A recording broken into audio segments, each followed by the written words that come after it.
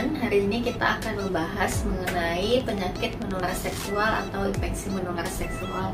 Sesuai dengan namanya, penyakit menular seksual ini didapat atau ditularkan melalui hubungan seksual. Sesuai dengan namanya, penyakit menular seksual ini didapat atau ditularkan melalui hubungan seksual.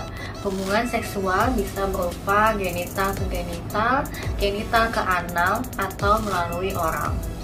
Nah, untuk penyakit atau infeksi menular seksual ini bisa disebabkan oleh pertama bakteri, yang kedua bisa juga disebabkan oleh virus, yang ketiga bisa disebabkan juga oleh parasit.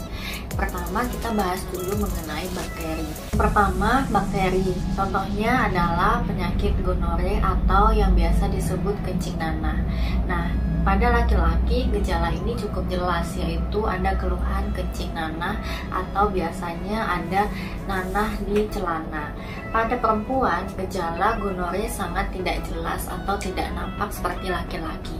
Jadi pada perempuan harus lebih hati-hati dan harus diperiksakan ke dokter juga ya jika mempunyai keluhan keputihan yang tidak kunjung sembuh. Adalah sifilis atau biasa dikenal dengan raja singa. Nah, sifilis ini mempunyai beberapa stadium. Pada stadium awal biasanya dikeluhkan dengan adanya luka, tetapi luka tersebut tidak nyeri sehingga kebanyakan pasien tidak aware atau tidak menyadari adanya keluhan pada kelaminnya. Stadium 2 ini, sifilis, gejalanya bisa menyerupai penyakit-penyakit yang lain. Jadi harus waspada ya, dan diperiksakan ke dokter jika mempunyai gejala keluhan yang diawali sebelumnya dengan luka pada kelamin yang tidak nyeri. Kemudian bisa ke stadium 3 yang mengenai organ lain seperti organ jantung atau organ lain-lainnya. Pada herpes genital ini, gejala juga disertai dengan luka atau ulkus pada kelamin. Namun dia dirasakan nyeri, panas, atau bisa dengan gejala yang tidak enak pada hampir seluruh badannya. Nah, selanjutnya tentang HIV. HIV mungkin sudah sangat sering didengar ya di telinga teman-teman sekalian. HIV ini juga mempunyai gejala yang sangat banyak dan tidak khas pada awalnya. Intinya HIV ini menyebabkan penurunan daya tahan tubuh kita secara umum sehingga kita gampang terkena penyakit-penyakit yang dari luar.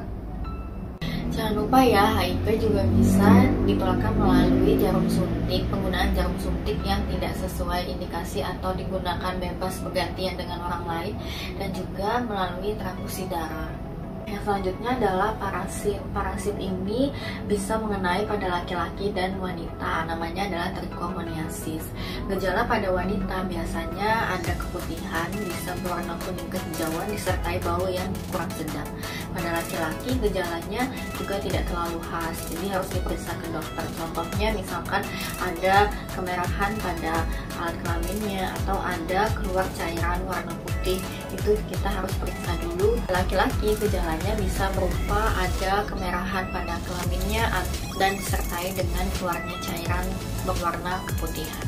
Jadi tips untuk terhindar dari penyakit menular seksual yang paling penting dan utama adalah setia pada pasangan, yaitu tidak melakukan hubungan seksual yang beresiko.